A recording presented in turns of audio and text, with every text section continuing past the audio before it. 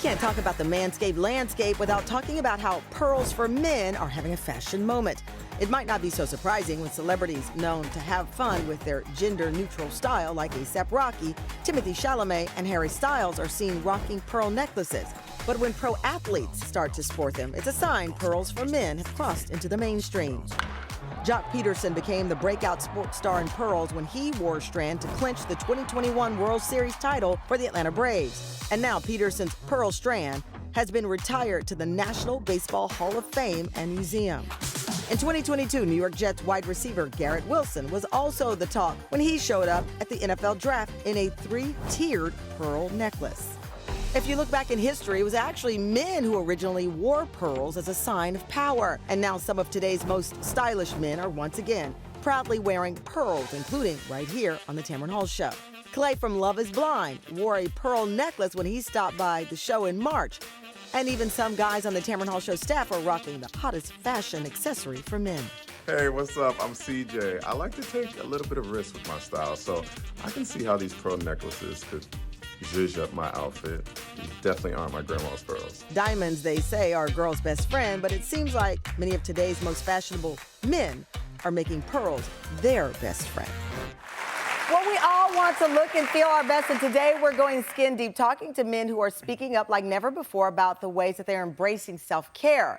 Now, we are talking skincare, a booming global business that Forbes valued in 2021 at over $135 million, with an expected increase of 30% by 2025. We're also seeing the latest skin treatments for women, but of course, it's the men we're talking to today. Now, full disclosure, I just said to my husband the other day, you should go get a facial. He's like, really? Yes, Stephen, really? Because all the guys are doing it. It's the trend. But the mindset, of course, it's changing from when people would shrug off the idea of a man having a facial. And Dr. Charles Puza, board-certified dermatologist who helps his nearly 2 million TikTok followers with tips and tricks to properly take care of their skin and find their glow. Take a look. Derm hacks for the boys. Seriously, boys only. If you're just tired of having oily skin, there's one step you can add to your routine that will make a huge difference. A salicylic acid toner like this or a clarifying lotion like this. Quick swipe after you wash your face and you will not be oily anymore. Well, please welcome Dr. Charles Puza. Also joining us, reality TV star and influencer Ryan Cleary. Thank you both for joining us. Thank you. Dr. Charles, I was curious why it's called Brotox when men get it.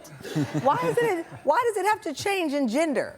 Yeah, I don't know why it has to change. I think it's just kind of opening the door to make men more comfortable doing cosmetic procedures. So it's to make it cooler. And make it cooler, make it more acceptable for men to kind of embrace self-care. Okay, Ryan, you have talked about your self-care. Your skin is gorgeous. Thank you. You have done what? So I've done Botox. I've also had a vampire facial. Right. So for people who don't know, vampire facial, you get these little pricks in the blood of your skin. I've done a vampire facial. Yeah, I was terrified. Well, your skin's amazing. But So listen, I'm going to be honest, I did it once because I'm not a needles kind of girl. But you did the vampire facial, did Botox. Where do you still get Botox? Because your face is moving and there's a stereotype that your face doesn't move. And that's not true. If your face is, right, doctor? If your face isn't moving, that means you probably got a bad Botox job. Bad Botox, too much Botox. Yeah. Botox, if done correctly, gives you a soft, refreshed look. Right.